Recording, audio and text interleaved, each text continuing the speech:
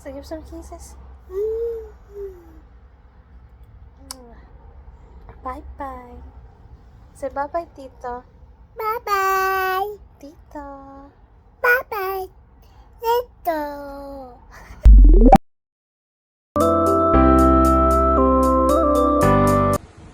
Kaira, dari pulau Kaira.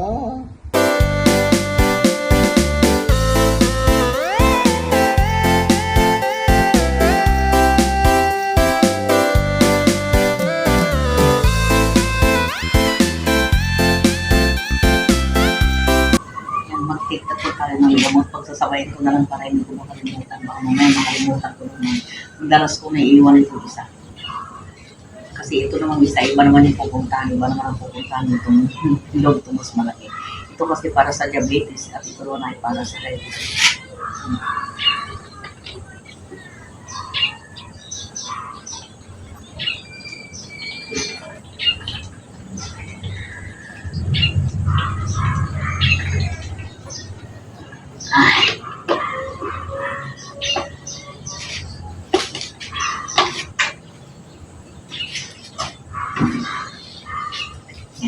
Hi guys! Welcome back to my YouTube channel.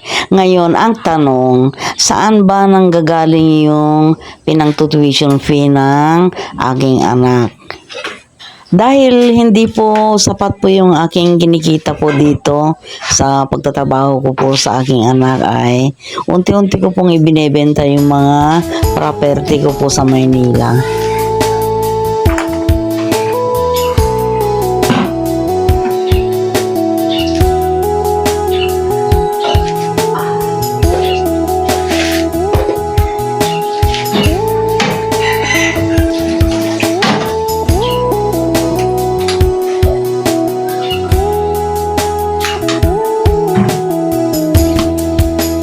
Marahil ay nag-iisip po kayo bakit sa lahat ng video ko ay laging ganito po ang ginagawa ko. Hugas ng plato, linis ng swimming pool, linis ng bahay. Sa ngayon po ito po yung pinagkakaabalahan ko dito sa Pampanga. Instead na kumuha po ng ibang tao ang anak ko para magtrabaho sa bahay niya, ako na lang po ang nagpresenta na magtrabaho po sa kanya para matustusan ko naman po ang pag-aaral ng anak kong kolehiyo. Mahirap naman po na iasa ko sa kanilang obligasyon ko bilang isang magulang guys, kaya minabuti ko po na magtrabaho na lang po ng ganito.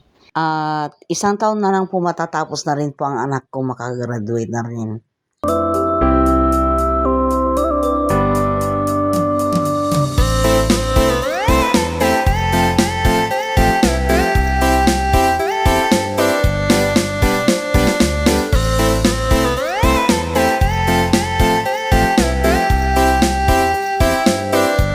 May mga ibang nagtatanong ho dyan sa akin na bakit daw kailangan ko bang magpapakahirap ng ganito samantalang yung mga anak ko ay may mga masasabi namang pera at matatag na trabaho at mga nasa abroad pa. Sabi ko, may kanya-kanyang buhay na ho sila, may mga pamilya na rin po sila. Mahirap naman po na iasa ko pa ang lahat sa kanila. Ganong ang aking asawa at yung aking anak, sila na ho ang nagpapakain sa kanila. Tapos yung pag-aaral pa nung anak ko ay iasa ko pa sa kanila. Parang sobra na po, masyado na pong nakakahiya.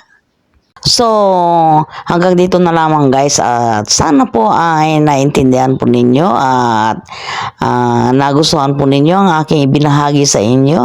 At kung nag-enjoy po kayo, pa-like, share, comment, and subscribe naman po. Bye guys!